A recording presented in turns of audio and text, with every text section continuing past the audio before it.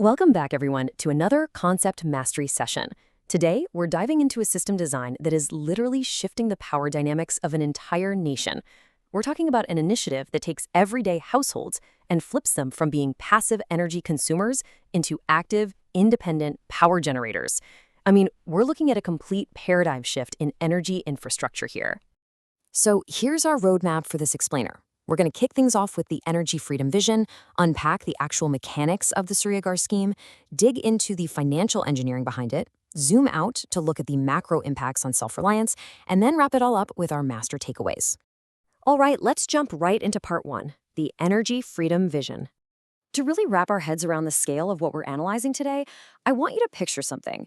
Imagine a country where 10 million homes are fundamentally transformed from dependent energy consumers into completely independent power generators. Think about the dual impact of that. You're simultaneously solving the rising cost of living for middle-class families while drastically shrinking the national carbon footprint. That is the exact systemic problem being tackled here.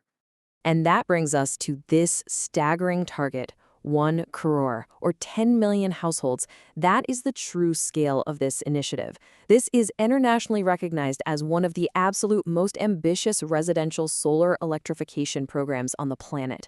We're not talking about some small-scale pilot project here. This is a mass-scale, sweeping infrastructural overhaul. Moving right along, let's unpack the actual Surya Ghar mechanism. Now, you might be wondering, how do you even execute something this massive? Well, by tracing the timeline, we can clearly see the explosive momentum from the policy announcement right to the execution. The official launch hit in February 2024. Just over a year later, by March 2025, the system had already crushed 10.09 lakh installations. And look at where it's heading for March 2027, a massive 30 gigawatts of solar capacity added in the residential sector alone. The secret sauce that makes this rapid growth possible is an incredibly seamless, automated, zero-bureaucracy digital pipeline. Think of it like this. First, households apply digitally. Super simple. Second, the domestic tech gets installed. And third, and honestly, this is the absolute aim changer, the subsidy is transferred directly to the beneficiary's bank account within 15 days of installation. That end-to-end digitization completely maximizes administrative efficiency. But did you catch that domestic tech detail in step 2? That's not just a throwaway line. It ties directly into a crucial mandate. The scheme has a strict requirement to use exclusively domestically manufactured solar modules and cells. This perfectly aligns with the Atmanirbhar Bharat, or Self-Reliant India strategy, meaning we're looking at way more than just power generation. This is a strategic catalyst for building long-term technological independence and fueling massive local supply chain growth. Okay, let's get into the really clever part, the financial engineering. Because a grand technological vision is great. But how on earth is it funded? The true brilliance of the system is its financial equation. The central financial assistance for systems up to 3 kilowatts perfectly balances the costs right against the savings. On the cost side, you have these collateral-free bank loans up to 2 lakh rupees at a highly concessional 6.75% interest rate, backed by 12 public sector banks. But then on the savings side, families get guaranteed free electricity up to 300 units. And get this, they can actually generate income by exporting any surplus power back to the grid. Which leads exactly to this central concept. The household's electricity bill savings adequately cover the loan EMI. It effectively creates a zero net cost for the family. I really want to emphasize this core mechanism because it shows exactly how middle and lower middle class families can actually afford this massive tech transition without taking on any crippling financial burden. The system literally pays for itself. Let's zoom out now and look at part 4, macro impacts and self-reliance.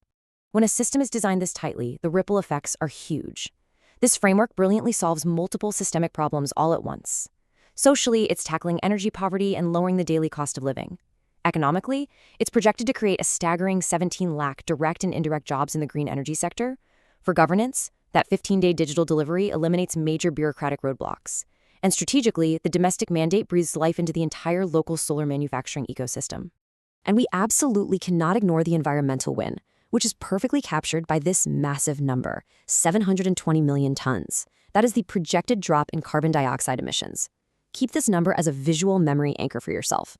It proves that this isn't just an economic move. It is a colossal contributor to India's global climate goals. All right, it's time to lock all this in with our master revision and takeaways. We've covered a ton of dense strategic ground in this explainer today. So let's distill it down to 5 golden anchors you need to remember. First, the sheer scale, a 1 crore household target for true energy independence. Second, the governance mechanism, a seamless digital delivery guaranteeing subsidies in just 15 days.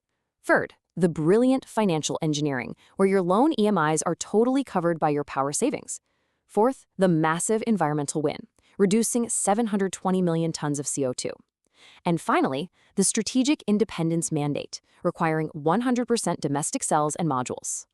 Which brings us to our final thoughts. As India sprints toward those monumental 2027 targets, a pretty critical analytical question pops up. Will the localized grid infrastructure actually be able to keep pace with 10 million new household power generators feeding surplus energy back into the system?